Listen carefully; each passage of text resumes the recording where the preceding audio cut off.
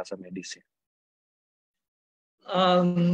Tentang pembuluh darah sih pasti, cuma lebih detailnya lagi itu kita mendalami proses ini ya, kenapa sih pembuluh darah itu bisa menimbulkan komplikasi-komplikasi yang seperti stroke lah, apa segala macam, sakit jantung gitu.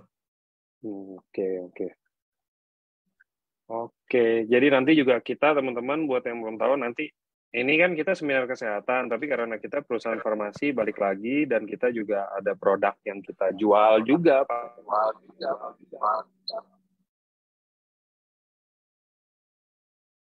pastinya. Jadi nanti pasti ada, jadi ntar tetap akan ada produknya. Jadi buat teman-teman, kok saya dari kemarin mau tanya produk katanya di sore Sabtu, ternyata hari Sabtu bahasnya tentang penyakit. Ya iya penyakit, tapi nanti ujung-ujungnya akan ada produk yang teman-teman nanti bakal harus stay tune terus, teman-teman harus bakal simak terus penjelasannya. Oke, mungkin dari saya itu aja. Sekarang waktu dan tempat saya persilakan untuk Dr. Pevino mulai materinya. Baik, terima kasih. Selamat sore Bapak Ibu semua. Semoga semua dalam keadaan sehat. Semangat ya. Hari Sabtu begini nih kita harus tepuk tangan dulu nih buat Bapak Ibu semua. Karena Mas tetap semangat mau belajar ya. Mungkin yang lain ada yang lebih suka punya aktivitas yang lain ya, entah apapun juga ya, tapi semua tentu saja sesuai dengan porsinya masing-masing ya, bikin aktivitas. Dan sekarang saya senang karena Bapak Ibu memilih untuk kita sama-sama belajar ya. Ya memang saya di situ ditulisnya dokter dan saya medical expert, tapi memang dalam hidup semuanya kita expert ya gitu. Jadi nanti kita tukar-tukar aja pengalaman karena pasti ada banyak hal juga yang Bapak Ibu juga punya pengalaman yang menarik ya. Mungkin nanti dalam diskusi kita bicara hal-hal yang apa namanya expertnya masing-masing, ya, expertnya masing-masing dalam hidup ya. Nah, saya pekerjaannya memang dokter dan lebih spesifik lagi saya staf pengajar di Fakultas Kedokteran UI. Ekspertise saya sebenarnya bukan mendalami tentang ikan salmon ya, karena saya dokter. Saya nggak. Ini ada angkat tangan Pak Adi, kenapa Pak Adi? Halo?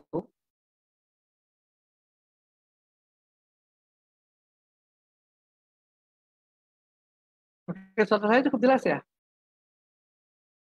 Aman, Dok. Aman. Tadi ada angkat tangan soalnya. Saya pikir nggak Enggak, kedengaran. itu biasanya kalau di EFC kepencet. Oke. Baik, lanjut ya. Jadi, saya ekspertisenya bukan ikan salmon, karena saya bukan ikan. Tapi saya melihat ya bagaimana suplementasi dengan SOP Subarasi dan pun apa namanya institusi bisa membantu kita sebagai seorang individu yang utuh ya, karena saya di sini ekspertisnya saya kedokteran keluarga, peran baik secara molekuler, secara biologis maupun peran secara efek yang psikologis yang mungkin juga nggak terlalu banyak dibahas oleh teman-teman spesialisasi lain yang lebih banyak fokusnya pada organ tubuh gitu misalnya ya. Kalau saya fokusnya lebih banyak kepada holistic care sebagai seorang dokter keluarga, sehingga kemudian uh, pemberian suplementasi dan sebagainya itu masuk dalam holistic care untuk kita mau melihat seseorang bagaimana nanti. Lalu ekspertise saya yang kedua dalam kedokteran keluarga itu lebih kepada preventive medicine, jadi bukan kepada pengobatan tok.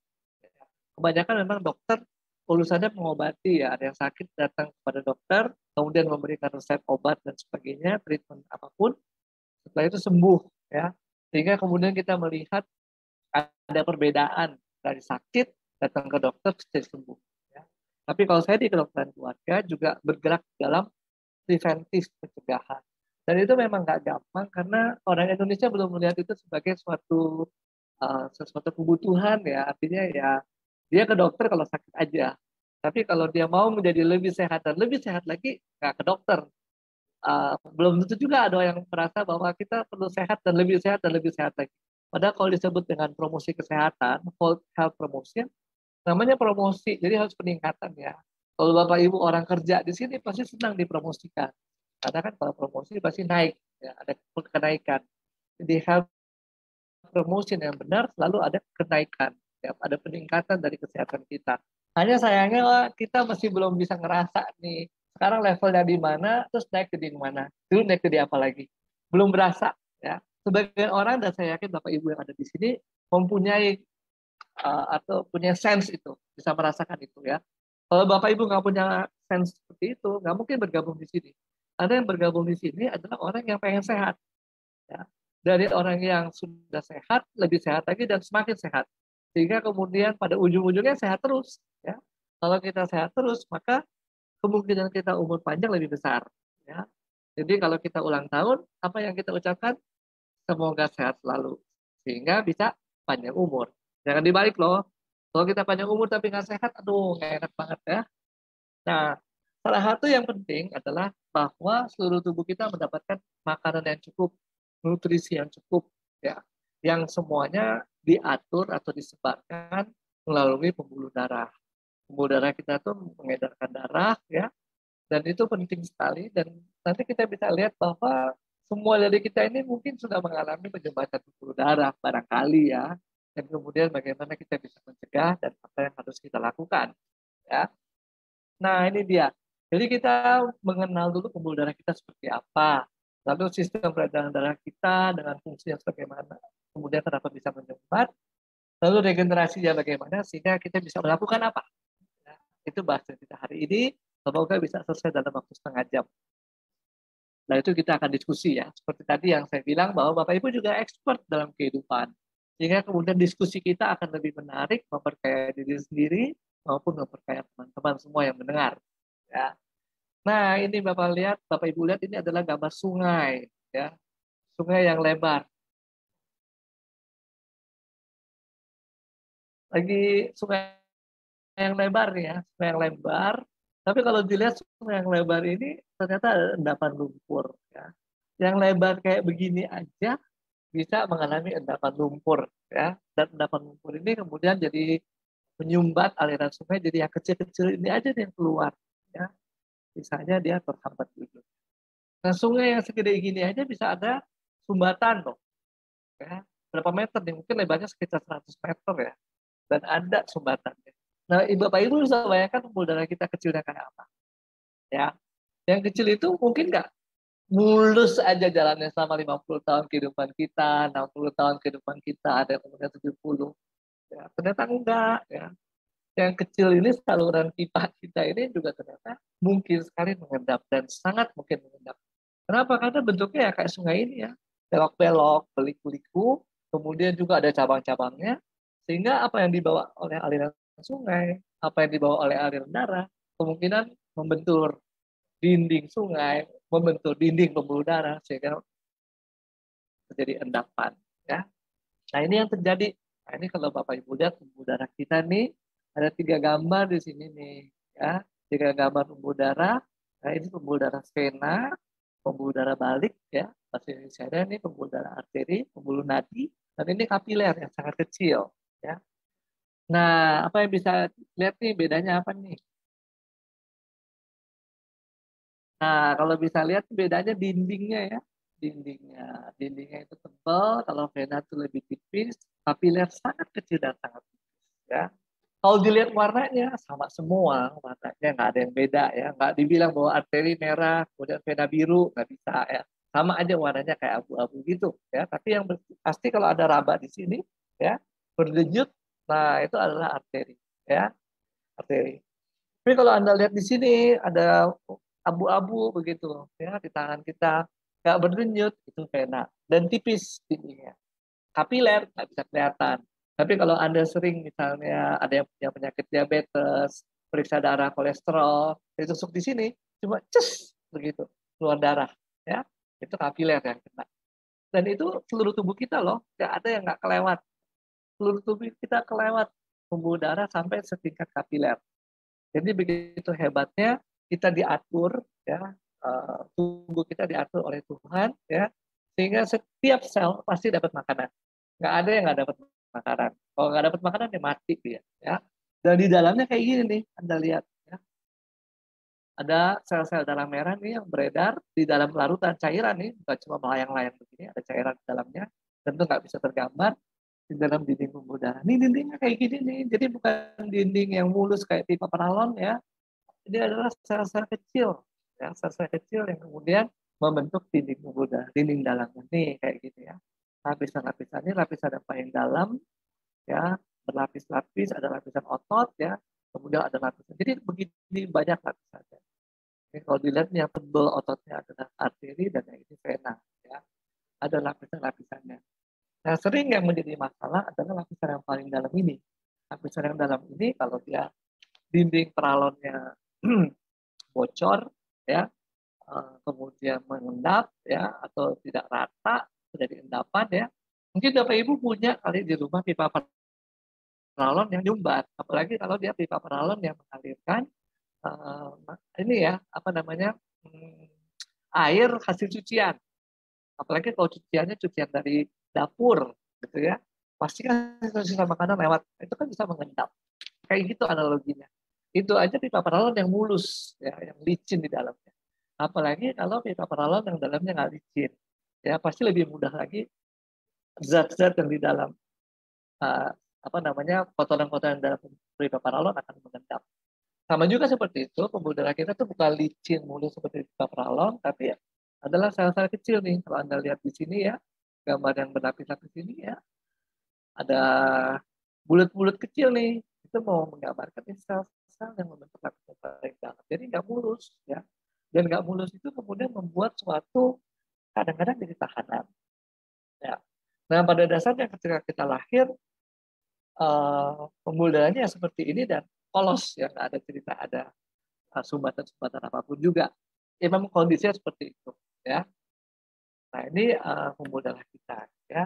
Lalu pembuluh darah kita itu mengedarkan darah. Jadi mengedarkan darah dari mana nih? Yang Anda lihat jantung ya. Jantung kita punya 4 kamar, 4 ruangan. Nah ini digambarkan berbeda warnanya ya. Biru ini yang mengembalikan darah ke jantung, yang merah ini keluar dari jantung.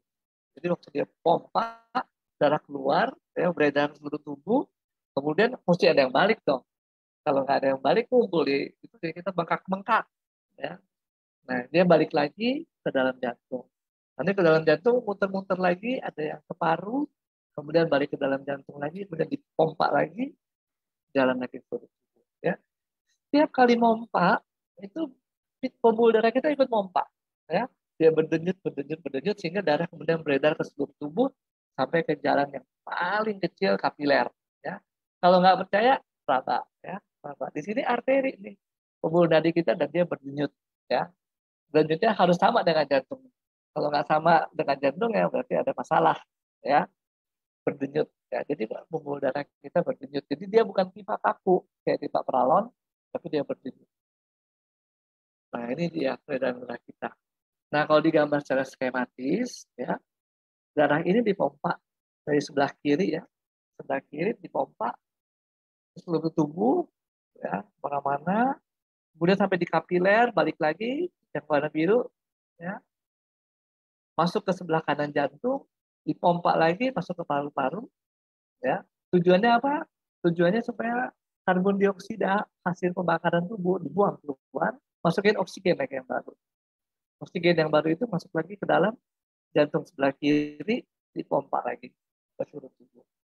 Jadi kalau kita bicara dari kadar oksigen, maka yang kiri ini adalah yang oksigen yang banyak, yang kanan yang karbon dioksida yang banyak.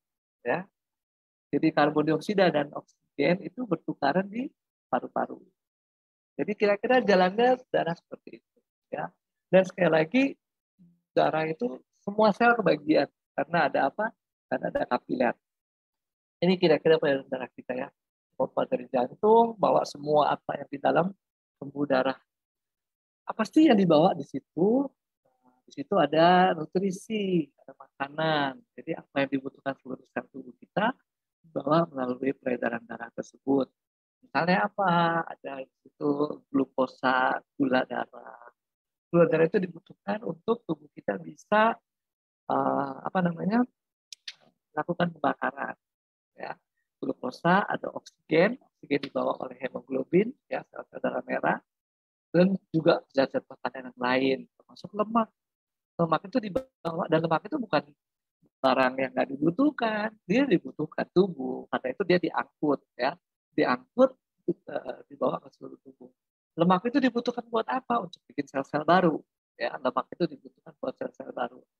Jadi kalau kita coba lihat ke makanan bayi, kan bayi itu butuh pertumbuhan, pasti tinggi, kaya akan karbohidrat, protein, dan lemak. Ya, karena itu 3 zat yang penting untuk kemudian bisa meregenerasi sel. Jadi kadang-kadang juga saya bawa dalam diskusi yang lain-lain sebelum ini, kalau kita bilang SOP Subarasi ini mendorong terjadinya regenerasi sel, itu betul. Tapi dia nggak bisa beli itu aja. Tetap dia membutuhkan karbohidrat, lemak, dan protein. Supaya trigger pemicu yang dibawa oleh si Subarasi bisa membantu regenerasi. Regenerasi sel tetap aja membutuhkan batu batanya, ya, building blocks-nya. Nggak bisa dia cuma dikasih trigger terus disuruh meregenerasi. Yang nggak bisa. Mesti ada energi dari karbohidrat. Mesti ada protein dan lemak untuk membentuk sel-sel baru. Ya. Dan itu dari mana? Dia diedarkan ke seluruh tubuh. Ya. Termasuk hormon, semua diedarkan oleh pembuluh darah. Termasuk sel-sel pertahanan tubuh. Ya, kalau kita bicara NK sel, limfosit, dan sebagainya, semua beredar di dalam pembuluh darah. Ya. Dan itu jalannya. Kalau misalnya sekarang saya infeksi nih di gigi, gimana nih supaya infeksinya hilang? Perlu dong sel-sel pertahanan tubuh dimobilisasi ke sini. Lewat mana? Lewat pembuluh darah. Kalau dia suruh merayap, dari kelenjar getah bening merayap ke sini sampai ke gigi, aduh bisa berabad-abad ya. Karena kecil banget, jalan 210 cm, nggak nyampe-nyampe. Makanya untuk mobilisasi yang banyak cepat lewat pembuluh darah. Itu kira-kira. Ya. Nah itu yang terjadi dengan peredaran darah kita. Lalu apa lagi? Yang kita nggak pakai, itu juga dibuang. Ya. Dari jaringan, hasil pembakaran, hasil metabolisme, mau dibuang nih, jadi angkut lewat pembuluh darah lagi. Dibuang di mana? Dibuang di ginjal, jadi kencing kita. Dibuang di usus, jadi feses. Ya. Dibuang di paru. Ya. Ada juga yang dibuang di paru. Jadi kalau tadi Anda lihat, ya, gambar skematis sebelumnya, darah yang dibawa ke paru-paru warnanya biru. Menunjukkan dia adalah hal-hal yang mau dibuang. Ketika balik dari paru-paru warnanya merah, menunjukkan dia sudah bersih dan kemudian siap diedarkan ke seluruh tubuh. Itu fungsi peredaran darah kita, ya. Sehingga kemudian kalau itu lancar, ya, makanan ke sel-sel juga banyak, ya, buangan dari sel-sel juga keluar, ya. Sama mungkin analoginya dengan truk sampah, ya, dari dinas kebersihan, ya. Kan kita cuma naruh hasil pembuangan kita di bak sampah di depan rumah, ya. Tapi kalau nggak ada truk sampahnya, sampahnya numpuk terus loh, ya nggak, sehari, seminggu, ya, tahun numpuk terus kan, jadi nggak enak, ya. Kira-kira kayak gitu truk sampah, ya. Nah, kalau yang fungsi nutrisi, ya, seperti GoFood, ya, GrabFood, dia bawa makanan ke rumah kita, ya, kira-kira kayak gitu. Lalu sekarang gimana sih pembuluh darah itu bisa tersumbat? Jadi ada macam-macam mekanisme, nggak cuma satu, ya. Nah ini salah satu mekanisme yang disebut arteriosklerosis, ya. Jadi ada pembentukan sumbatan, ya. Anda lihat di sini yang merah ini adalah dalemannya pembuluh darah yang mulus, ya, bagus, ya. Kemudian sumbatan ini dibentuk oleh bermacam-macam, ya. Bisa oleh adanya lemak menumpuk, ya, dan sebagainya. Ya, terutama lemak, ya. Kalau Anda bisa melihat kolesterol dan lemak, ya, lemak baik, lemak jahat, kira-kira di sini nih mainannya, penumpukannya. Dan Anda lihat ini bukan kejadian yang cuma 1-2 bulan, ya, tapi ini ya 10 years, 20 years seperti apa, 30 years, 40 years, more than 50 years, ya. Artinya apa nih?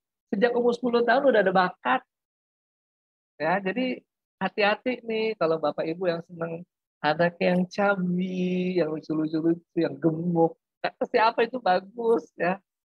Hati-hati, ya. Jadi kalau punya bayi jangan dibikin cabi dan lucu-lucu gemuk, ya. Jangan. Yang penting harus ideal berat badannya. Karena dari umur 10 tahun udah muncul ternyata. Tuh. Jadi penumpukannya itu terus sampai tua, akhirnya munculnya serangan jantung kalau sudah rusak penyumbatan, sudah terlalu sempit ya lumen lubangnya itu.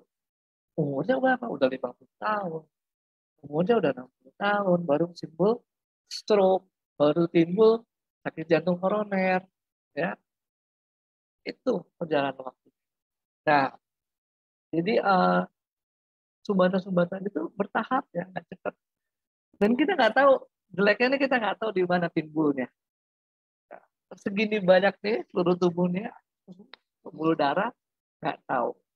Tapi yang kita sebut-sebut di sini, stroke, jantung koroner, itu karena organ-organ penting yang kena. Misalnya, kalau jantung ini kan, kalau kena ya stop, ya out. Otak kita kalau kena, terus otaknya rusak, jadi lumpuh. Ya, kalau yang rusaknya luas, berabe, ya, mati juga. Jadi ini jantung, otak ini hal-hal yang penting. Ya, makanya itu yang disebut ulang-ulang. Apa di sini tangan nggak bisa terjadi penyumbatan? Bisa terjadi, cuma mungkin nggak seberasa kalau kena di jantung, nggak seberasa kalau kena di stroke di otak. Kalau otak stroke, kemudian pembuluh darahnya stop mengalirkan makanan, terus otaknya rusak, mati, jadi lumpuh, ya kelihatan. Jantung juga sama seperti itu. Jantungnya nggak teraliri di darah dengan cukup, serangan jantung berasa. Ya. Tapi di otot tangan, otot kaki, bukan berarti nggak kemungkinan terjadi. Kemungkinan juga bisa terjadi, cuma nggak berasa. Ya. Nggak berasanya bermacam-macam pengaruh. Ya. Nah, ada lagi yang lain. Ya. Yaitu pembuluh darah yang tersumbat karena trombus. Trombus itu adalah bekuan darah. Kayak apa sih?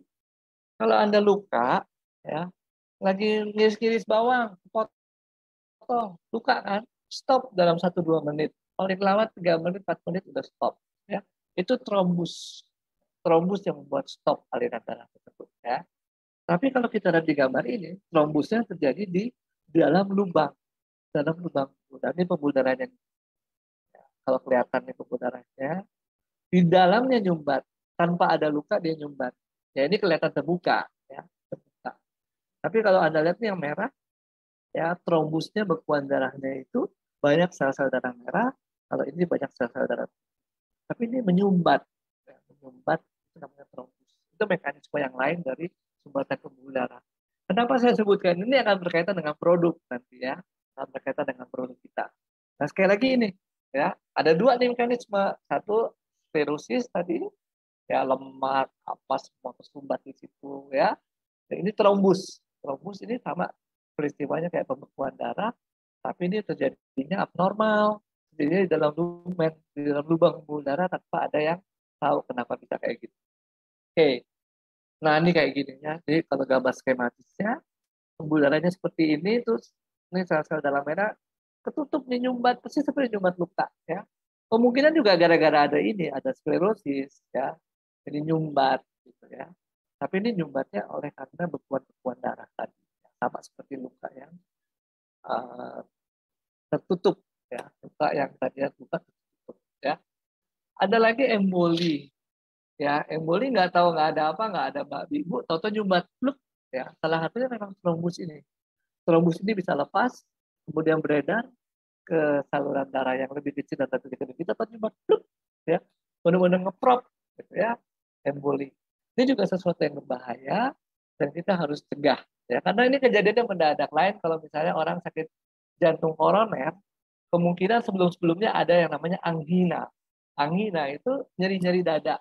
Lagi maintenance sakit dada, aduh berhenti ya. Terus dia bernapas lagi tenang, hilang gitu ya. Tapi kalau emboli nggak ada bu ya, nggak ada pendahuluannya.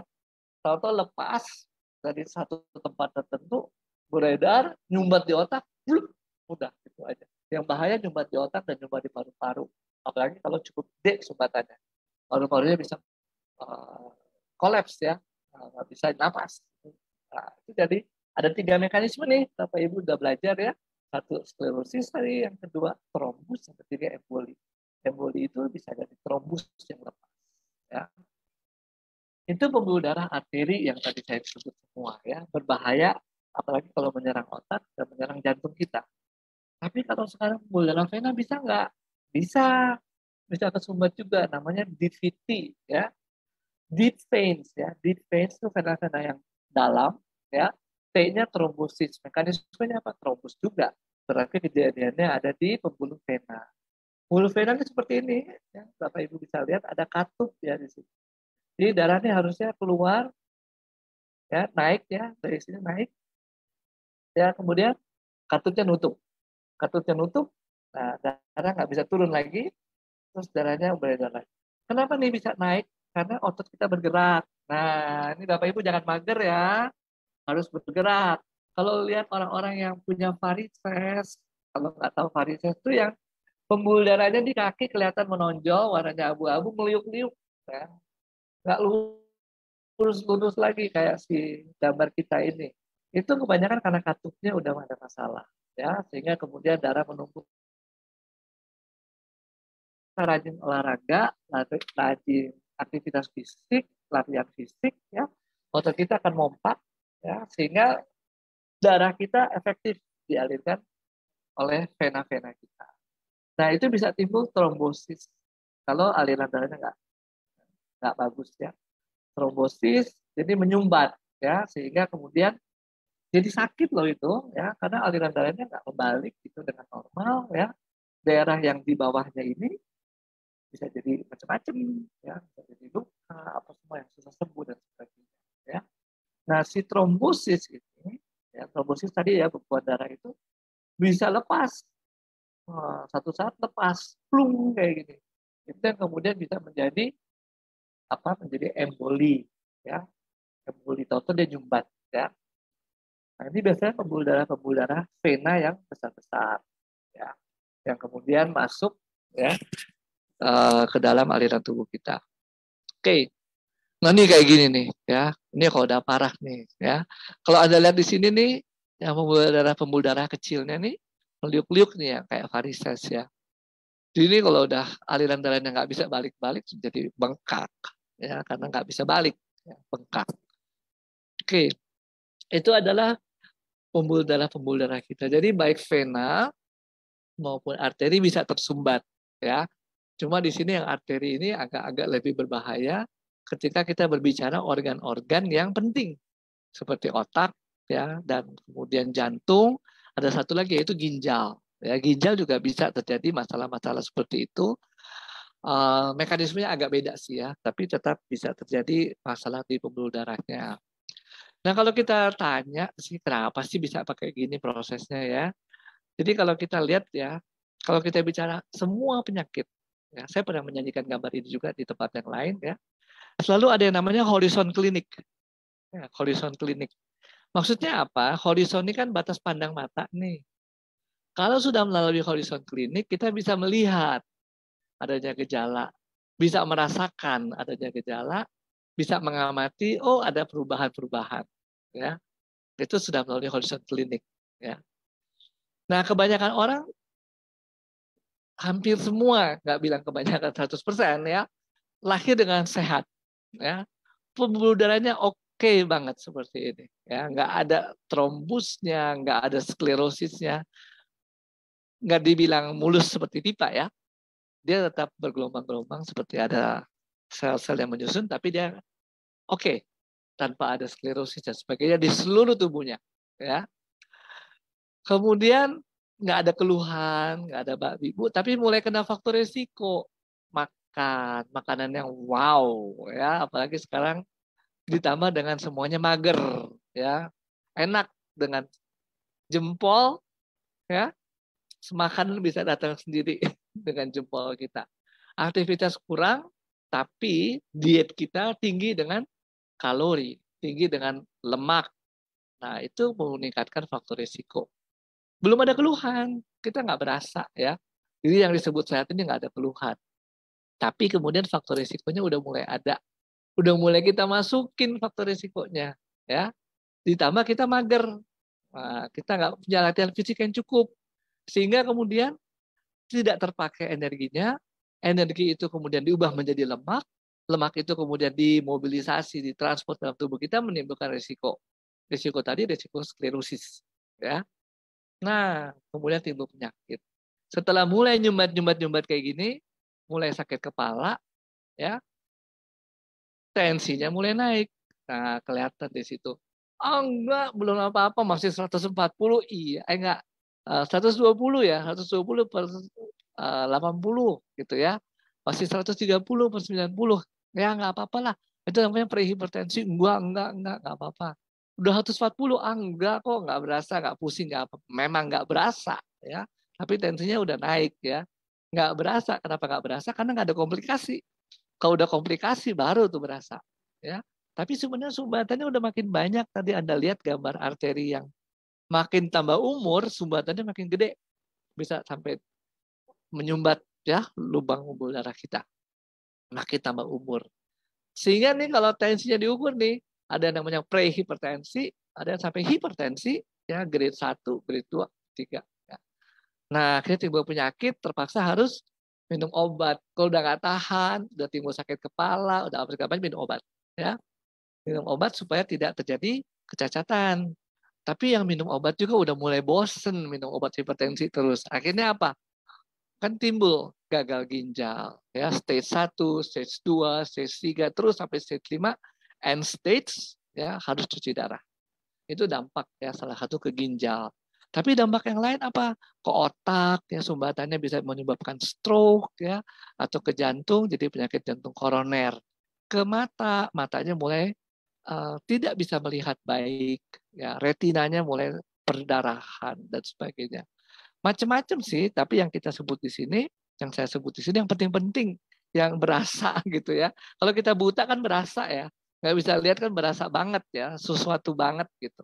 Tapi kalau mungkin rasanya cuma pegal-pegal, nggak terlalu enak badan, atau mungkin rasanya seperti nggak segar bangun pagi, nggak dianggap, nggak dianggap. Ya, padahal itu adalah sesuatu juga. Ya, ketika peredaran darah ke otot nggak lancar, oksigenasi nggak lancar, mungkin rasanya nggak segar ya, nggak fit gitu. Tapi itu nggak dianggap ya. Tapi kalau udah jadi buta, nggak bisa lihat, baru tuh berasa ya.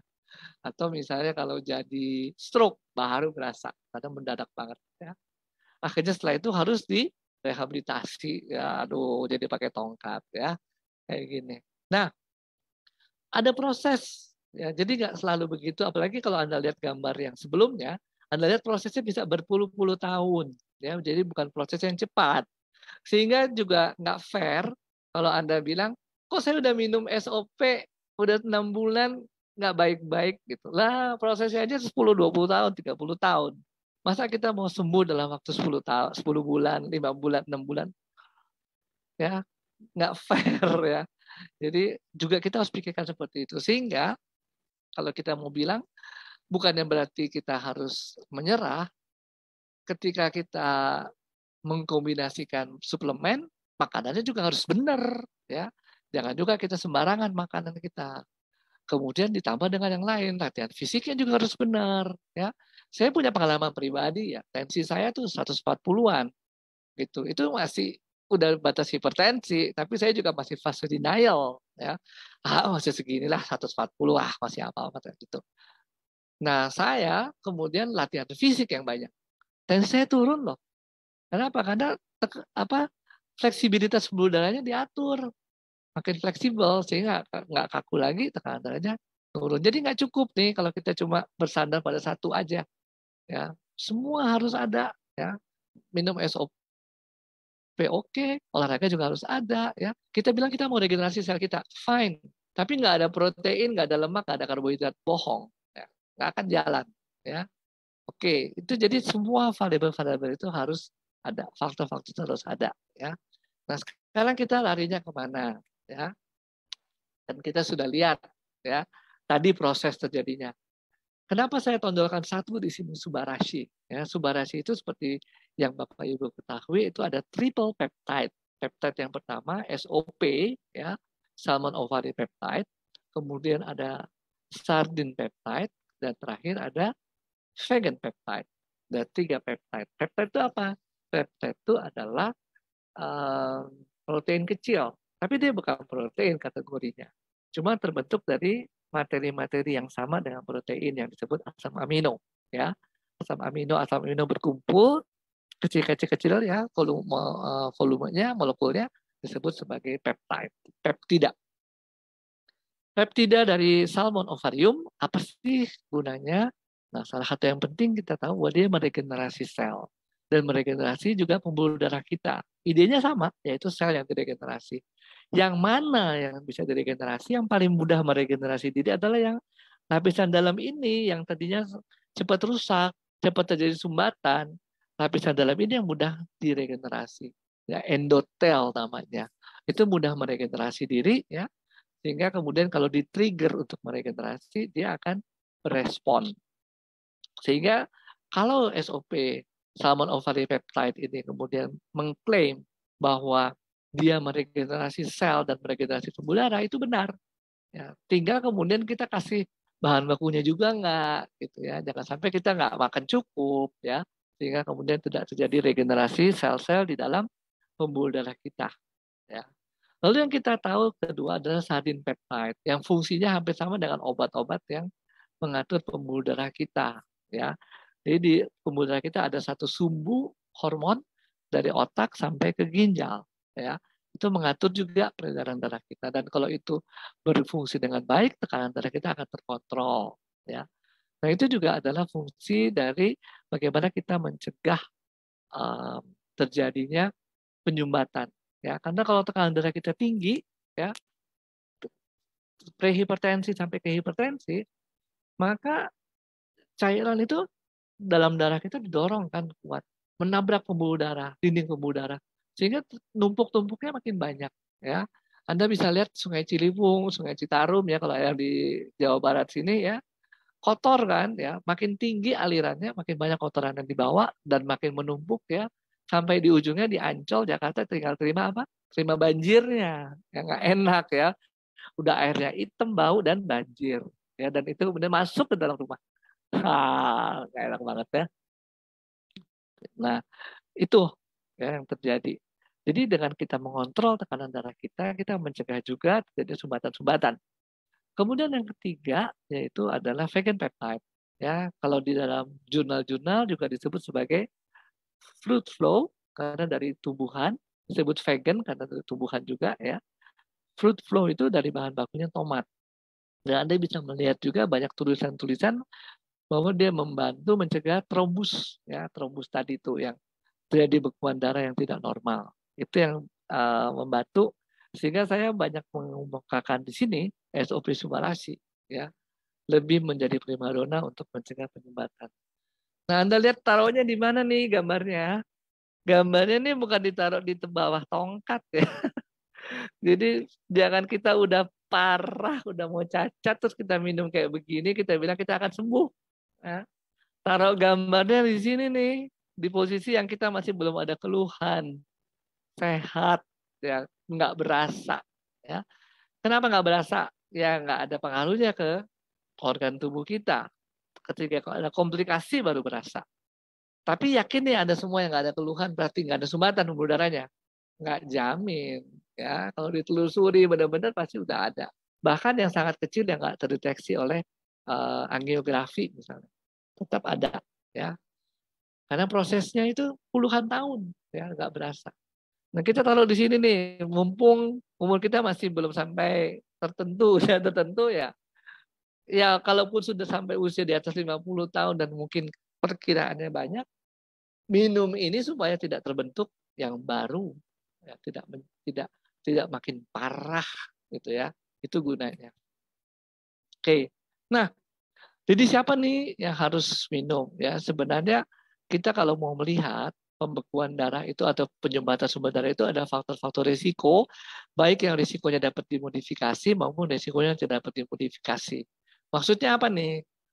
Ya, laki-laki lebih berisiko hipertensi daripada perempuan, dan kita tahu salah satu penyebab hipertensi karena ada sumbatan-sumbatan tadi, ya. Laki-laki dan perempuan lebih berisiko laki-laki. Emang bisa dimodif nih, kalau udah laki-laki sampai mati laki-laki terus, ya nggak? Meskipun kita operasi kelamin, meninggal juga laki-laki, ya, nggak bisa berubah, ya. Jadi risiko yang tidak bisa dimodifikasi.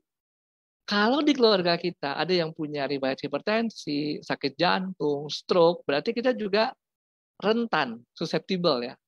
Nah, kalau kita juga rentan karena di keluarga kita ada yang seperti itu, nah kita gimana nih? Kita juga mungkin punya kemungkinan yang sama, ya. Nah, kalau kayak gitu kita bisa modifikasi, ya nggak bisa lah, ya. Bagaimanapun seumur hidup kita akan membawa catatan medis bahwa keluarga kita ada yang stroke, nggak bisa dirubah lagi. Itu adalah faktor risiko yang tidak dapat dimodifikasi. Bawaan lahir, ya, genetik, itu semua nggak bisa dimodifikasi. Jadi kalau Anda bilang ini penyakit-penyakit genetik mau dikasih SOP, nggak bisa. Bukan itu. Tapi yang bisa diubah adalah epigenetik, bukan genetiknya. Ya. Nah, ini yang berkaitan dengan faktor risiko yang dapat dimodifikasi. Jadi kalau profil lipidnya, profil lemaknya itu tidak normal, katakan HDL-nya rendah, LDL-nya tinggi, ya pasti sering dong dengar itu ya. Itu namanya dislipidemia, itu bisa dimodifikasi. Ya, itu harus bisa berubah. Overweight, kelebihan berat badan, obesitas, kegemukan, itu juga bisa dimodifikasi. Ya.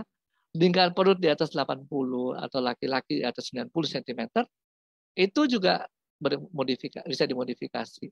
Jadi yang penting kalau kita mau milih-milih, orang-orang seperti ini yang disuruh minum SOP Subarasi duluan. Ya. Kenapa? Karena mereka lebih kelihatan berisiko dan harus segera di ini. Tapi kita-kita yang langsing misalnya, belum ada keluhan, tapi umur udah 30-an, ya mungkin juga sudah punya ya sumbatan-sumbatan itu cuma nggak berasa. Kita juga bisa menyarankan untuk mereka bisa minum ini sehingga mencegah mencegah perburukan kalau terjadi sumbatan yang tadinya nggak berasa. Ya, jadi kita punya dua sasaran nih. Satu orang yang udah kelihatan deh gemuk-gemuk ya, atau mungkin juga punya riwayat hipertensi di keluarganya ya, atau lingkar perutnya di atas 80 cm untuk perempuan. Nah, itu udah suruh deh ya. Supaya apa? Supaya nggak terjadi lebih berat lagi ya. Yang kedua yang di atas 30-an mungkin atau di atas 20 tahun ya. Karena kita tahu tadi pembentukannya 10 tahun. Di atas 10 tahun dengan risiko makanan yang nggak beres. Makanannya cuek ya. Mau makan apa aja suka makan ya. Nah, itu juga punya risiko yang tinggi ya untuk terjadinya penyumbatan pembuluh darah. Itu yang disuruh minum ya. Harus dari sekarang supaya nggak terjadi ya. Nah, sekarang hasilnya apa ini? Gue kan minum terus tapi nggak ada hasil, berasa sama kayak orang BPJS ya. Bayar-bayar terus BPJS kok nggak pernah make gitu ya. Emang mau sakit gitu kan? Ya sama. Justru kata minum SOP ini supaya nggak sakit dong. Ya, supaya nggak sakit. Apa sih yang lebih bisa dirasakan? Ya lebih tenang, tidur lebih baik, itu yang gampang ya. Yang kita lebih tahu, kita akan berasa bahwa itu sudah berpengaruh. Kenapa? Karena dari situ aja sudah membantu regenerasi sel. Ya, kalau kita lebih tenang, mencegah perusakan sel. Ya, pernah saya bicara tentang namanya stres ya, dengan kemudian kerusakan-kerusakan yang ditimbulkannya. Kemudian dengan latihan fisik ya, kita menurunkan berat badan itu lebih bagus lagi ya. Badan lebih fresh ya, dan lebih penting lagi income meningkat. Ya, income meningkat kalau kita bikin jaringan, ya kita aktif di dalamnya. Kalau income meningkat, stres nggak? Ya enggak lah ya.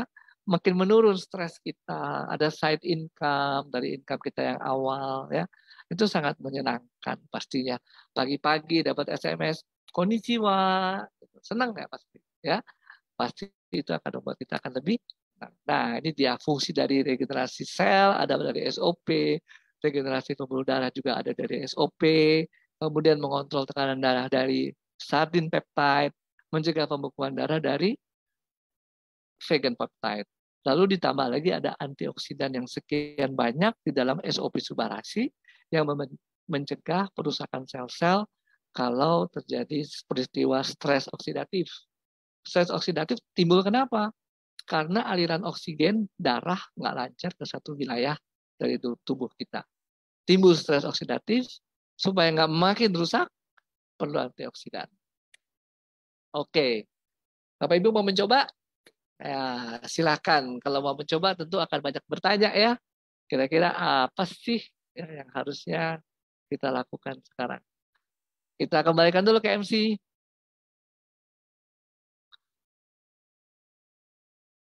Silakan. Ada pertanyaan banyak nih kayaknya. Ya, oke, kita mulai nih.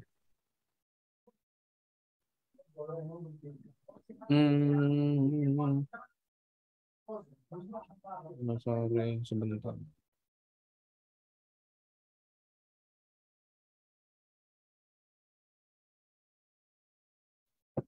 Oke, mungkin nih ada yang mau tanya. Nih saya tadi udah lihat beberapa ada pertanyaan.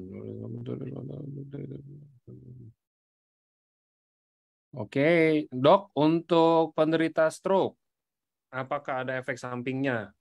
Mungkin ini mau tanya ya dengan konsumsi Subarasi mungkin. Jelas sih sebenarnya kayak nggak ada, cuman mungkin Dokter Trevino bisa memberikan penjelasan yang lebih ilmiah, Dok. Oke, tergantung sih sebenarnya gini ya. Dibilang efek sampingnya ada apa enggak sih?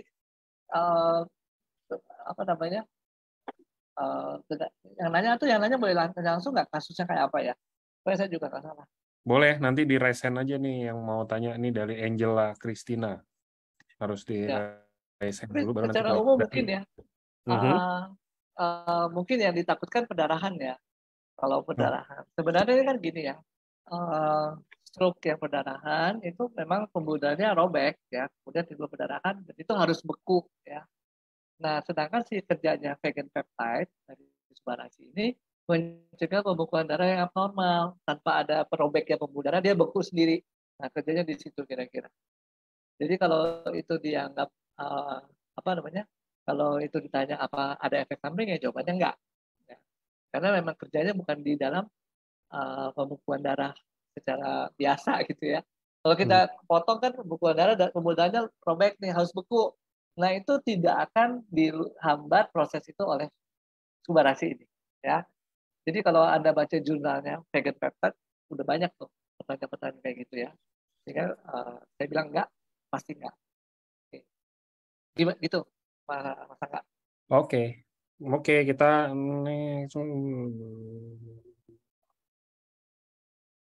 kalau kram itu apakah selalu ada masalah dengan pembuluh darah ataukah mungkin ada faktor lainnya, Dok?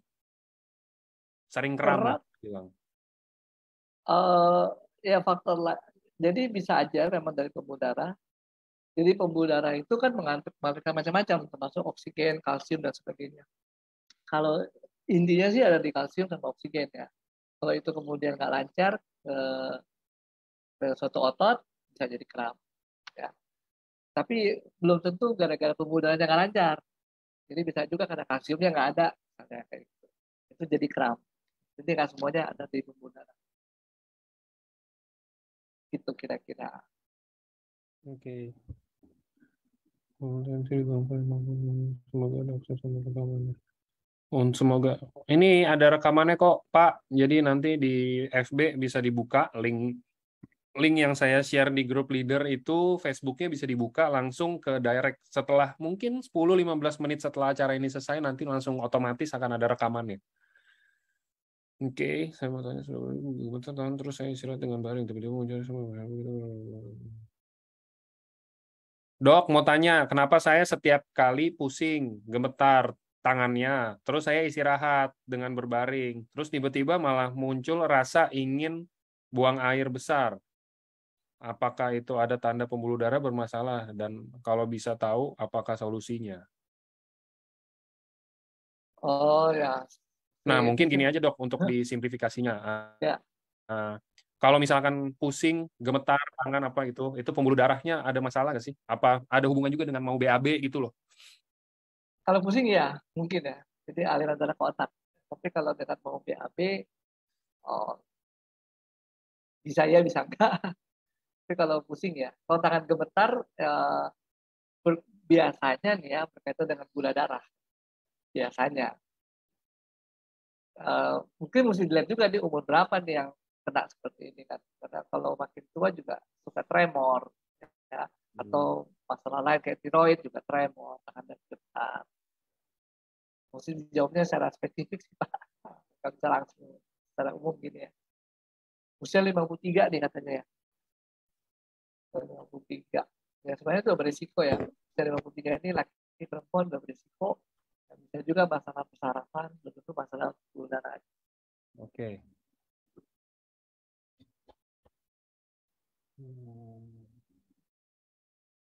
Oke.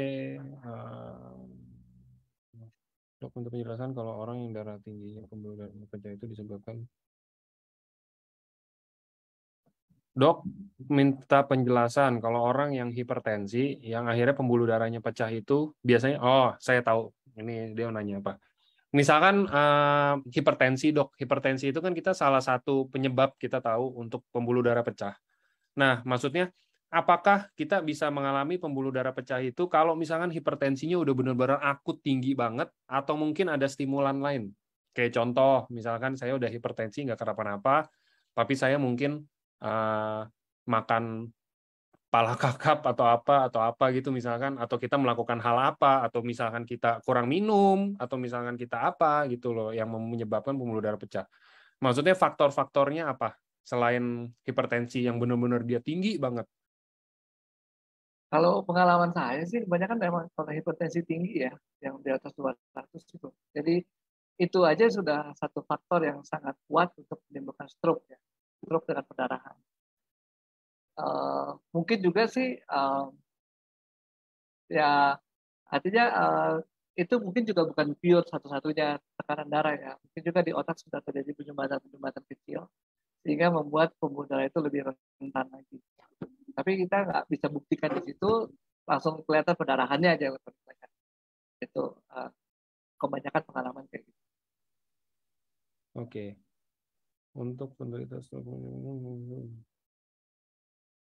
Untuk penderita stroke, nah ini nih bagus. Untuk penderita stroke, kalau menurut Dokter Trevino, minimal atau maksimalnya sebaiknya konsumsi SUBA dan UTSU-nya itu berapa banyak?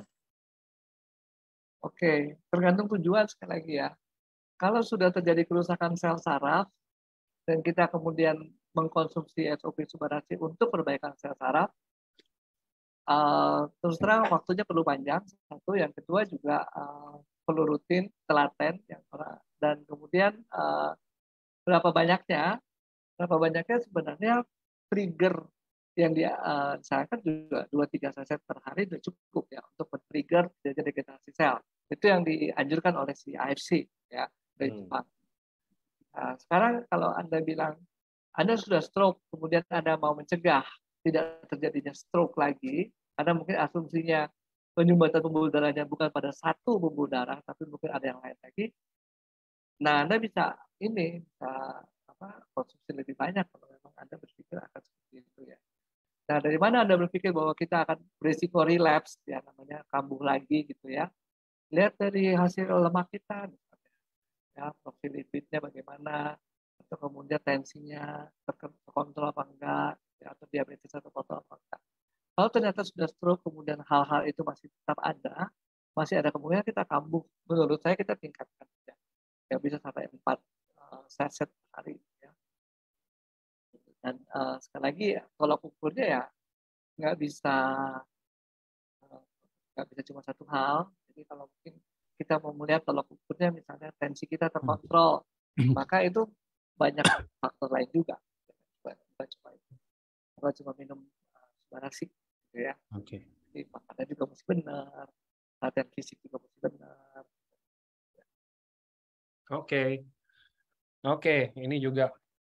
Nah, ini juga oke. Pertanyaannya, sore dok, kalau misalkan udah ada sumbatan di pembuluh darah, sama kalau udah ada gangguan OMI di jantung, kira-kira mungkin pertanyaannya masih bisa kebantu nggak sih dok? Oke, masih bisa kebantu apa enggak? Saya bilang bisa. Kenapa bisa? Karena ada fungsi regenerasi sel tadi. Ya. Jadi itu yang kedua, kita jangan bebanin jantung terlalu banyak. Ya, jadi walaupun kita mau latihan fisik, olahraga, harus ukur-ukur. Ya. Ukur-ukurnya ya antara dari denyut nadi. Ya. Tapi itu bisa. Ya. Kemudian mencegah perusakan sel dari antioksidan. Ya. Karena kalau kita ada penyumbatan, oksigenasinya berkurang di daerah setelah sumbatan, akan terjadi stres oksidatif. kerusakan makin luas. Nah, justru itu gunanya antioksidan. Oke, gitu jawaban saya. Oke. Mungkin catatan ya. Yang saya bicarakan ini ya, itu indikatornya. Ya, jadi bukan uh, bukan apa ya. Kadang-kadang orang berpikir ini obat, itu yang mesti dihindari. Ya. Jadi kalau penyumbatan pembuluh darah, obatnya dibuka sumbatannya. Gimana caranya? Ya, balon, kateter, segala macam. Ya. Karena pembuluh darah itu nyumbat, kita udah tahu 50 tahun. Terus kita mengharapkan dengan SOP juga bisa membuka sumbatan 50 tahun lagi. Tapi bukan itu. Jadi efeknya adalah lebih karena kita mencegah relapse, mencegah sumbatan di tempat lain, mencegah perusakan sel-sel jantung. Gitu ya. Kalau kita mau cepat membuka sumbatan ya balon, ya, kateterisasi, atau dibikin jembatan, namanya operasi bypass. Jadi jangan dicampur-campur fungsinya, gitu, karena ada namanya istilah integrated medicine ya. Terintegrasi pengobatan itu antara medicine yang dokter jantung bilang begini, kemudian kita punya harapan seperti ini, kita punya pemikiran lain seperti ini, itu integrated ya. Jadi nggak juga pemikiran dokter 100% benar. Ya, integrated itu seperti itulah, dengan herbal, dengan suplemen, itu semua saling berkombinasi ya. Dan dalam kedokteran nggak ada bilang, oh ini satu tokcer, nah, nggak ada yang lain, nggak perlu. Kata siapa? Nggak. Bahkan obat-obat juga, antibiotik yang udah jelas buat kuman tertentu, nggak bisa dibilang tokcer pasti akan sembuh. Ya. Tetap semua itu saling berinteraksi. Oke. Kira-kira gitu tuh teman-teman. Jadi itu mungkin bisa digarisbawain juga yang tadi Dokter Trevino bilang. Kita anggap saya umur 50, terus saya ada penyumbatan pembuluh darah, atau saya ada apapun itu. Terus saya konsumsi ini katanya dari teman, saya minum Subarasi. Terus saya berharap langsung, lo aja sakitnya 50 tahun, masa iya mau sembuhnya sehari, 2 hari, seminggu gitu loh. Maksudnya pasti kita butuh waktu yang lebih lama lagi untuk proses regenerasi mungkin, atau mungkin untuk proses-proses lainnya untuk bekerja. Dan tentunya harus disesuaikan juga dengan pola hidup yang kayak tadi Dr. Trevino juga bilang, ada faktor lain, nggak cuman suplemen dan nggak cuman herbal dan lain-lain juga, tapi tetap kayak mungkin kita olahraganya mungkin diseringin, makan yang meminyak-minyak atau yang berlemak-lemak atau yang jelek-jelek buat penyakit gangguan kita juga dikurangin. Mungkin gitu ya dok ya? Ya, betul. Oke. Nah itu mesti perhatikan baik-baik. Jadi kalau misalnya katakan ada juga suplementasi lain, herbal, apa segala macam. Di mana fungsinya? Itu juga mesti baik-baik dilihat itu ya. Jadi kalau di SOP ini ada fungsinya regenerasi sel, jadi pembuluh darah yang tersumbat, ada kemungkinan ada kesempatan buat bisa meregenerasi karena fungsi dari SOP. Tapi mungkin suplementasi yang lain, mungkin hanya antioksidan, dia tidak meregenerasi sel. Ada suplementasi yang lain, mencegah penyumbatan baru. Nah itu beda-beda gitu loh. Jadi jangan juga dicampur aduk kemudian ini akan sama fungsinya dengan yang lain gitu, atau sama gitu ya, atau kita makan yang lain, nanti ada lagi yang ngomong makan ini aja kok ini sembuh apa segala macam ya, tergantung proses penyakitnya dan di mana itunya ya. Jadi fungsinya harus dibaca benar-benar ya, supaya bapak ibu nggak misleading, jadi nggak salah dalam menganjurkan, tapi juga nggak artinya orang juga berharap yang benar, bukan berharap yang tidak sesuai dengan tujuan dari pemberian suplementasi. Oke.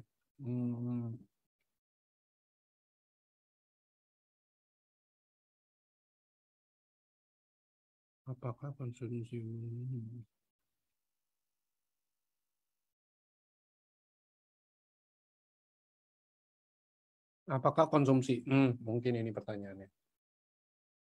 Untuk konsumsi long term, jangka panjang, aman nggak sih Suba dan Ucu, dok? Untuk apa?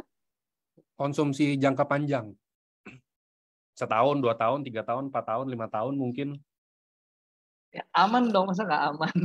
Aman ya. Kalau kita breakdown aja satu-satu, kita browsing, Udah banyak pembuktian yang bahwa itu aman, ya. Dan kalau menurut saya dengan kondisi situasi perkotaan penuh dengan polusi, resiko, justru itu harus dimakan bertahun-tahun karena kan nggak bisa kita bilang, oh ya tahun ini kita makan selesai, nggak akan ada lagi resiko. Kata siapa? Ya. Selama kita masih hidup dengan pola yang sama di tempat yang sama, resiko muncul lagi. Jadi justru ya sering ya artinya kita makan secara rutin dan awet gitu ya, kita menurunkan resiko. Hmm. Hmm.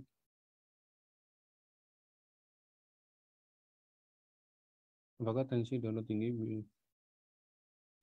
Apakah tensi darah tinggi bisa membuat pendarahan di mata? Apakah tensi darah tinggi bisa membuat pendarahan di mata? Tekanan bola mata selalu kencang. Ini apa ya namanya? Saya lupa. Ada yang pembuluh darah di matanya itu pecah apa tifa gitu ya dok ya? Tergantung pendarahan subkonjungtiva. Itu Hmm. kalau kita lihat matanya jadi merah pendarahan. Tapi kalau pendarahan subkonjungtiva apa namanya masih ecek-ecek lah. Yang paling susah kalau pendarahan di retina di belakang tempat layar cahaya itu ditangkap. Itu yang justru lebih berbahaya, lebih sering menimbulkan kebutaan. Itu pendarahan. Dan itu bisa karena tekanan darah tinggi. Ya. Sehingga terjadi pendarahan di belakang mata, di retina itu.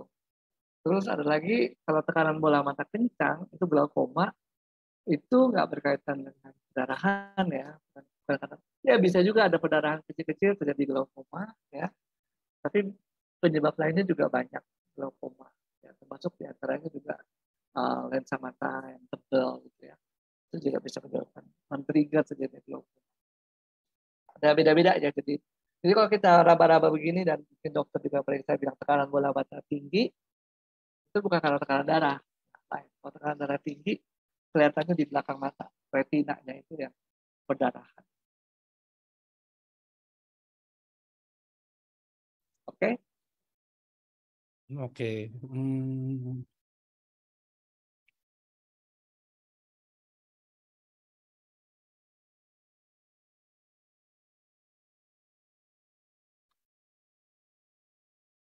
Dok, jika tangan sering kesemutan dan rasa kebas, apakah menunjukkan kalau darah kita nggak lancar atau udah malah terjadi penyumbatan? Ya, kesemutan ya, kebas kayak gitu ya. Itu kan betul. Jadi dari peredaran darah nggak lancar, termasuk peredaran darah ke saraf-saraf itu juga bisa nggak lancar sehingga terjadi itu apa namanya rasa kebas tadi. Betul. Dan itu bisa macam-macam penyebabnya. Paling sering diabetes yang menyebabkan keluhan-keluhan itu timbul.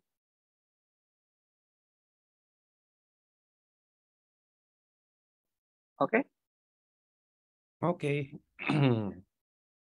Oke, bapak saya usia. Papa saya usia 80, angka di atas 130 ke atas, dan angka di bawah 50. Kenapa? Ya, itu. Saya penderita luka di usus besar. Kalau saya salah makan, seperti pedas, merica, atau dalam keadaan capek, suka buang air saya itu warnanya hitam, dan muntah ada gumpalan-gumpalan hitam. Tapi kalau setelah keluar malah jadi enakan. Kira-kira kenapa dok itu dok? Kalau misalkan dalam dunia medisnya ya dok ya, kayak luka di usus besar. Ya bisa macam-macam ya. Bisa ada mungkin tumor, mungkin ada ini ya. Atau ada binatang kayak amuba, binatang kecil nggak kelihatan. Itu juga bisa membuat luka. Uh, Cacing juga bisa membuat luka. Kalau bukan infeksi berarti kayak tumor, kanker itu juga bisa membuat luka. Itu sih. Oke. Atau ambeien juga bisa bikin luka, pendarahan.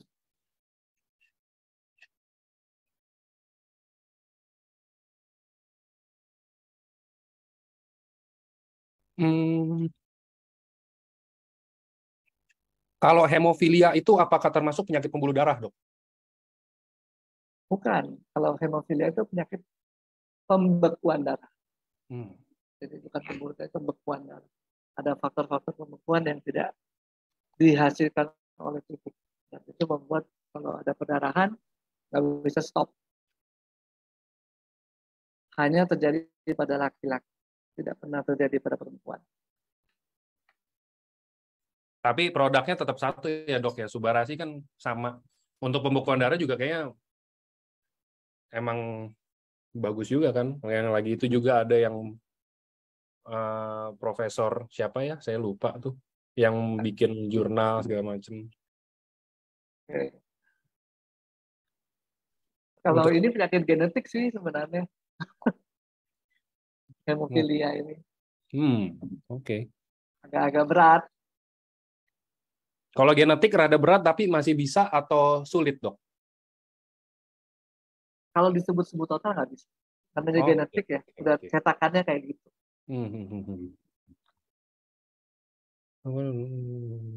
Usia 40 sudah sering kaku leher, pundak kepala tensi 130.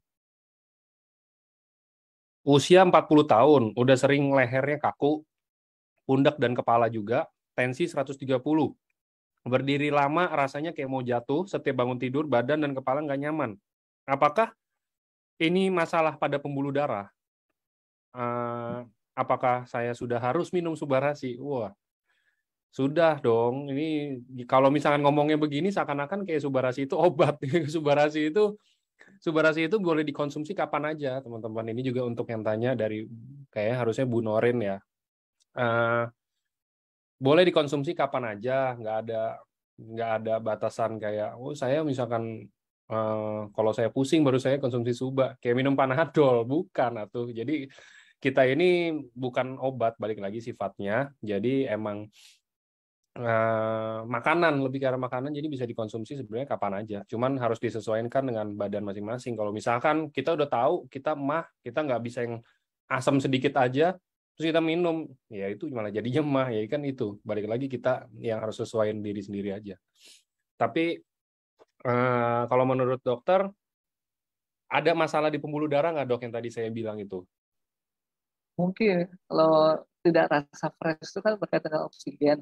Tapi oksigen itu nggak lancar bisa karena pembuluh darahnya, bisa juga karena paru-parunya, bisa juga karena yang lain. Gitu.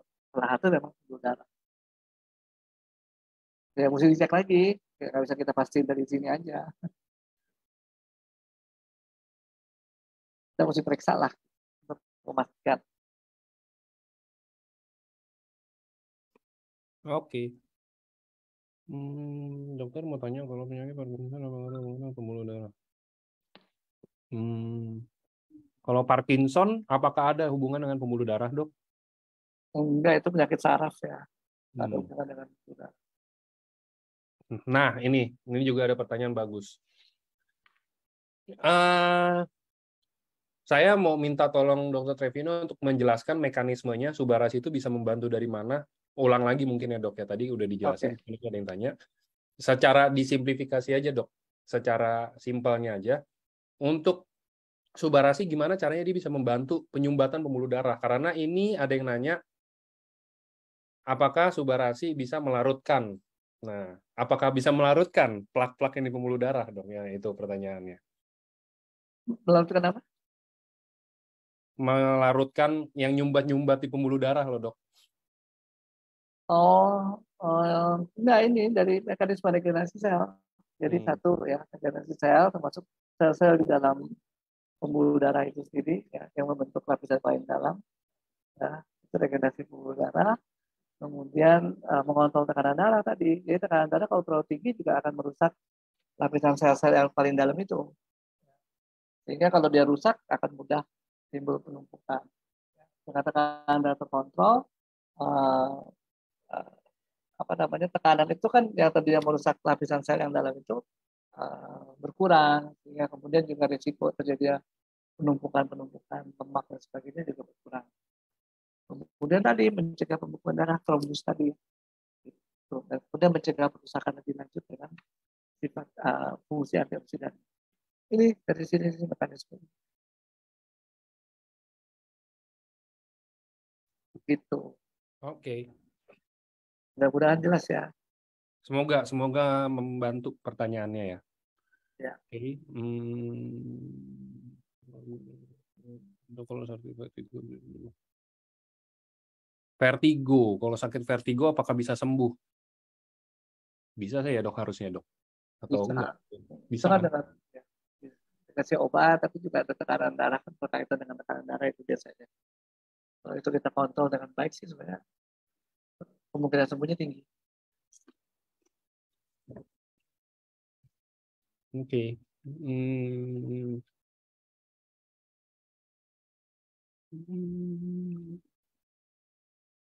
Kalau untuk vertigo, ambil bisa sembuh. Kalau ditanya papa saya umur 80 dan papa saya umur 80, tensi 140/50. Apakah normal atau berbahaya?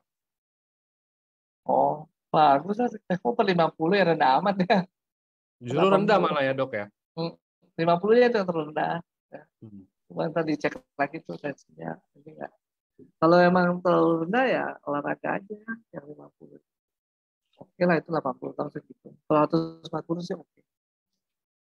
Tapi 50-nya aja yang mesti dipertanyakan. Oke. Hmm. Sebentar. Dok, saya mau cek OR. Saya cek tekanan darah 100. Dok, ini bahasanya ilmiah nih. Dok, saya mau OR. Saya cek tekanan darahnya 100/70, HR 90. Ketika berolahraga 15 menit, HR cepat naiknya sampai ke 160. Untuk usia saya HR 80%. Ini batas maksimal. Kira-kira karena apa ya? BMI saya normalnya 21. Oke. Berolahraga 15 menit, 160 ya. Umurnya berapa nih? Umurnya nggak ada ya. Nggak ada. Jadi kalau kita mau aktivitas latihan fisik ya, olahraga yang menjadi indikator maksimal memang 220 dikurangin umur ya. Kalau umur kita 50, maka heart rate atau frekuensi nadi itu paling maksimal 170 dan kita udah lengep banget ya, 170 kali per menit per detiknya. Nah, 80% dari 170 sekitar 150-an gitu ya. Itu udah suatu aktivitas fisik yang sangat berat buat orang tersebut ya. Nah, jadi kalau ini dia naik ke 160 memang buat tubuhnya selama 15 menit itu udah sangat berat, sangat berat, sangat berat dan terserah sih dari orangnya mau stop atau mau terus gitu ya. Kalau mau terus mungkin akan terus naik heart rate-nya, tapi paling maksimal kita hanya boleh mencapai 170 kali per menit. Setelah itu akan mungkin bisa fatal buat kita ya. Jadi ya bagusnya stop ya. Jadi kalau ditanya kenapa bisa dalam 15 menit naik seperti itu ya karena kita beraktivitas fisik, tapi yang tubuh menganggapnya itu terlalu berat. Itu aja. Jadi kalau kita mau latihan fisik, mau olahraga, mau apa, untuk kita bilang tubuh kita nyaman menerimanya, nah itu rumusnya ada 220 dikurangi umur. Itu udah paling maksimal. Jadi kalau kita 80%, 70% dari maksimal itu udah oke lah, itu aktivitasnya udah sedang ya, moderate ya. Kalau mau ke berat juga boleh, tapi lihat-lihat, siap-siap juga ambulans ada apa enggak gitu ya. Bilang kita yang santai-santai aja, kan bukan atlet kan, nggak usah terlalu berat-berat amat. Yang penting kita secara aerobik 30-45 menit ya setiap hari, nah, itu udah cukup banget. Olahraga ringan lah ya dok ya. Menengah lah, jangan terlalu ringan. Coba kalau dari menurut pandangan dokter, kalau ringan itu seperti apa, menengah seperti apa? Kalau berat kita nggak usah deh, berat kayaknya. Kalau bisa heart rate yang ukur ya, 3 jari kita nih Mhm. meraba di dekat jempol, ya, dekat Oke. jempol. Dalam 1 menit berapa kali denyut? Ya. Hmm. Kalau kita habis olahraga dia cuma 80 sampai 100, naik ke 90 100 itu kita olahraga sangat ringan. Kayak olahraga ringan lah itu, nah, olahraga mungkin jalan santai sambil ngobrol dan ngemil. Tuh ya. Iya. Jadi kalau kita sampai 120, 130 kali per menit udah lumayan. Ya. Sampai Oke. 150 udah moderate lah. Segitu aja lah. Bayangan saya nih yang dengar sekarang ini kira-kira umurnya 40-50-an. Ya. Jadi kalau umurnya masih 20-an masih bisa lebih tinggi. Bisa sampai 170 kali per menit kalau mau. Mungkin ada yang kayak saya masih 20-an. Saya fitnya kayak umur 20-an. Meskipun umurnya kata gitu. Bohong. Oke. Semoga menjawab ya. Ini tadi ada yang tanya kan. Yang ilmiah ini. Teman-teman, ini kan waktu semakin berjalan. Ini tumben banget hari ini yang nanya baik banget. Sorry ya kalau ada yang nggak kebaca. Ini saya mencok-mencok. Saya cari yang menurut saya menarik dan mungkin bisa menjawab pertanyaan teman-teman kebanyakan. Sorry teman-teman sebelumnya. Dari tadi soalnya saya urut dari atas. Jadi banyak banget, tumben banget hari ini. Buset, tadi saya baca ada 60 chat tiba-tiba nanya. Boleh juga 60 chat. Oke. Konsumsinya apa? Kalau osteoporosis, Dok. Osteoporosis itu kita bagusnya konsumsi apa dan berapa takarannya per hari? Apakah bisa terbantu mungkin dengan produk kita? Osteoporosis pengeroposan tulang ya itu. Dan itu paling banyak sih memang fungsi dari antioksidan ya yang membantu ya. Karena memang di dalam produknya nggak ada, kalau dibilang kalsium sih nggak ada kalsium ya. Tapi yang kita osteoporosis itu bukan kalsium tok gitu ya. Perkara kalsium tuh, deposit kalsium tuh harusnya dari umur 20-an kita udah bikin. Jadi bukan setelah osteoporosis baru kita makan kalsium, sebenarnya nggak banyak manfaat ya. Pertama dari antioksidan karena ada stres oksidatif di situ. Yang kedua regenerasi sel-sel tulang. Jadi kita konsumsi SOP substansi itu. Mungkin itu yang bisa saya sampaikan. Oke. Nah, ini juga bagus. Dok, secara pengetahuan medis dan kemajuan teknologi kedokteran sekarang, apakah memungkinkan untuk melakukan pembersihan plak-plak pembuluh darah secara teratur? Kalau bersihnya secara apa juga, kita nggak tahu plaknya dari mana itu. Maksudnya pembuluh darah kita gini panjangnya nih, nggak mungkin kita tahu di mana letaknya dan gimana kita cara utarnya gitu. Kurang tahu nih saya ininya. Kalau kita misalnya katakan mengkonsumsi SOP Subbanasi secara teratur, oke, ya, dan efek regenerasi selnya ada, ya. Cuma kalau kemudian saya diminta buktinya, mana nih buktinya plak saya dibersihkan, saya nggak bisa kasih tahu. Karena saya nggak tahu di mana plaknya. Ya, tubuh kita ini begitu banyak pembuluh darahnya, begitu panjang ya, dan kerjanya bisa dimanapun juga. Yes.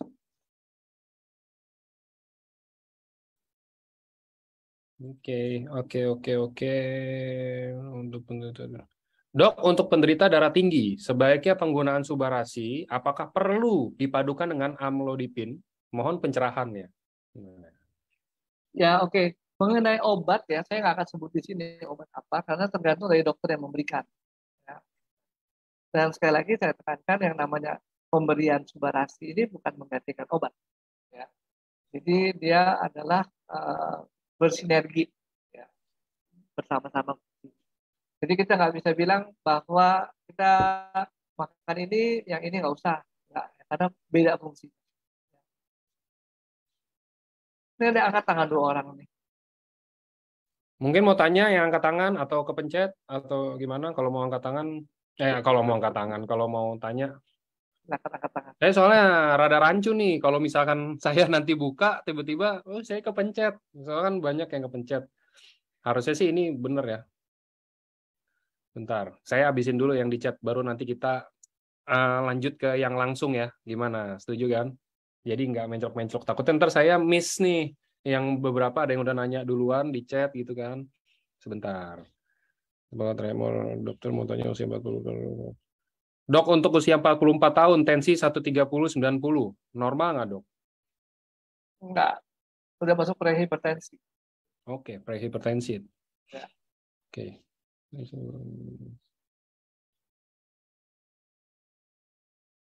Oke. Umur 76 tahun, sakit jantung bagus. Tapi nggak hot lumayan. Iya, topiknya hot ternyata katanya, makanya banyak yang nanya. Betul. Berarti saya udah tahu, teman-teman semuanya pada tertariknya sama topik-topik ini ya. Pertanyaan saya dong, Pak.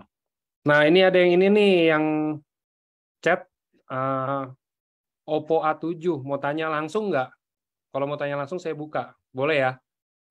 Ya. Suaranya aja nggak apa-apa.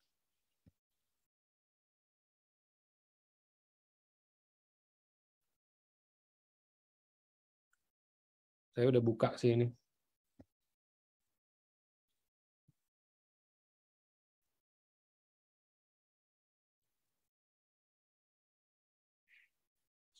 Silakan nih, Oppo A7, Bapak atau Ibu, silakan.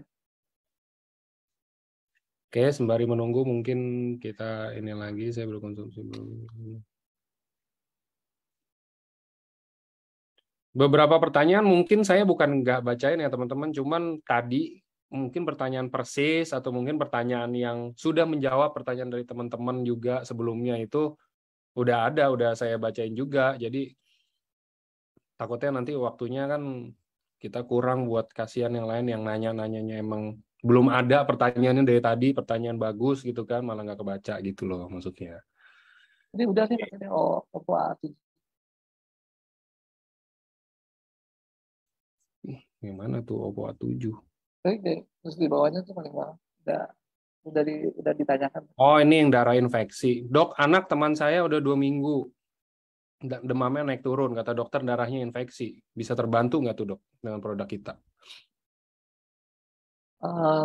Untuk efek cepat antibiotik lah. Oke. Ya, kalau ini lebih maintain. Sekali lagi ya ini bukan obat ya, itu bersinergi ya. Untuk maintain supaya nggak terinfeksi lagi pakai usus musim. Berapa dok takarannya? Kalau untuk anak-anak, let's say kita bilang anak-anak di bawah 15 tahun deh. 2 saset juga sebenarnya udah cukup sehari. Oke. Kalau untuk paru-paru, gangguan paru-paru, jadi jatuhnya batuk berkepanjangan. Apakah bisa konsumsi suba? Suba dan utsu bagus nggak gitu aja dok pertanyaannya. Tergantung apa kondisi paru-parunya nih, soalnya kan paru-paru penyakit paru banyak banget nih. Saya nggak bisa spesifik, nanti saya ngomong gini malah nangkap, karena nggak tahu diagnosisnya apa. Kalau bilang tuh apa gitu kan, misalnya ya nggak tahu sih dengan penyakitnya apa sih, nggak bisa langsung pasti iya apa enggak. Oke.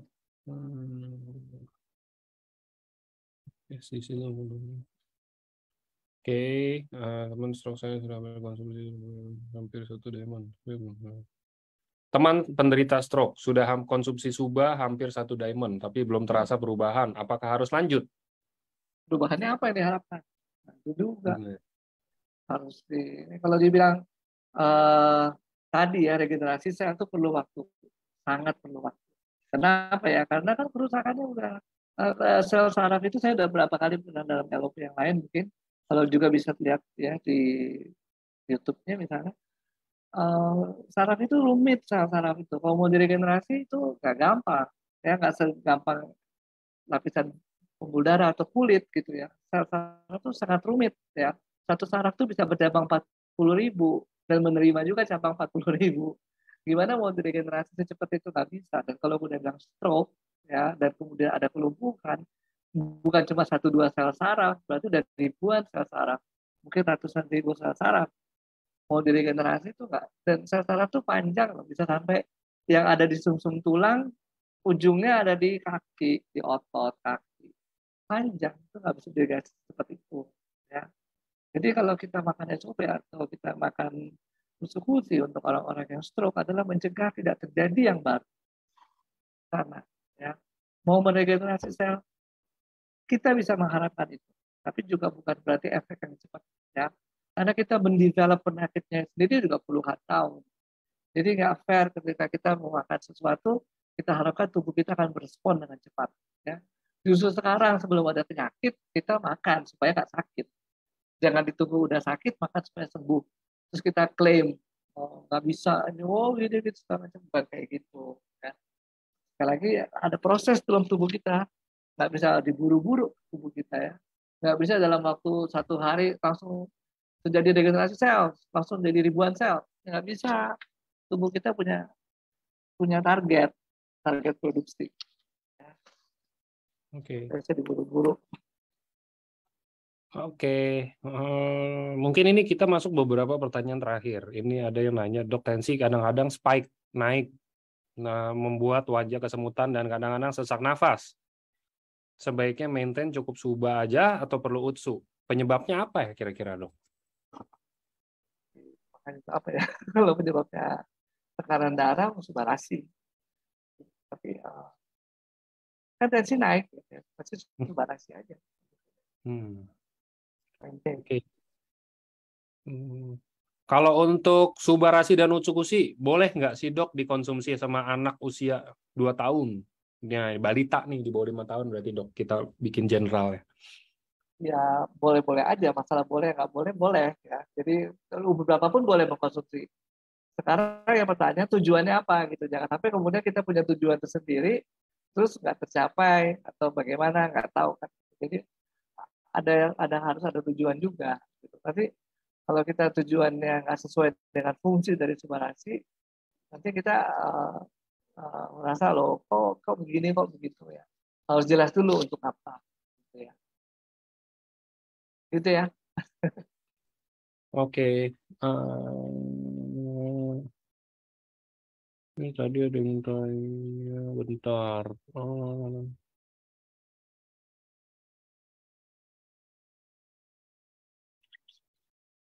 Tadi ada yang katanya belum diinin, saya lagi cari di atas. Parkinson tadi udah diomongin, itu nggak berhubungan dengan darah. Iya. Vertigo tadi udah dibilang, masih bisa kemungkinan bisa dengan SOP subarasi. Tremor juga nggak ada. Tremor juga udah dibilang tadi, tremor tuh nggak ada hubungan. Vertigo, nah berarti ini mungkin terakhir pertanyaan penutup. Dok, ayah saya usia 88, minum obat hanya 6 bulan, setelah itu subarasi udah 1,5 tahun. Setelah cek darah semuanya normal. Wah, apakah kalau udah normal perawatannya cukup dengan 1 kali subarasi sehari aja, atau mungkin menurut dokter harus ditambah atau gimana? Boleh kalau ininya apa namanya tensi apa semuanya sudah terkontrol sih boleh-boleh aja. Artinya Stroke, ternyata sebelumnya stroke katanya. ya kalau stroke sendiri kalau kita mau bilang regenerasi dan kemudian perbaikan stroke ya kita perlu waktu, harus rutin. Nah, kemudian tapi kalau kita bicara maintain supaya nggak terjadi lagi stroke-nya 2 kali 1 ya 2 kali sehari atau 1 kali sehari mungkin sudah cukup. Sehari itu kita lihat faktor risiko tadi ya, apakah kemudian kolesterol sudah terkontrol, gula darah terkontrol, tekanan darah terkontrol. Kalau memang itu sudah terkontrol ya 1 kali sehari cukup. Oke. Tapi kalau mau ditambah juga boleh ya, tergantung nggak masalah. Tergantung konnichiwa-nya lah. Yoi. Exactly. Oke.